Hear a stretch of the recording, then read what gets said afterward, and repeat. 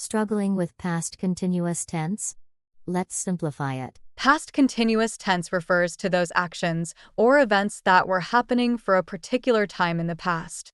Knowing how a particular tense is formed will help you learn and identify tenses easily. So look at the sentence structure in the past continuous tense. Subject plus be form, was or were, plus ing form of verb plus object or adjunct. For example, my brother was cooking dinner yesterday. My brother is the subject, be form is was.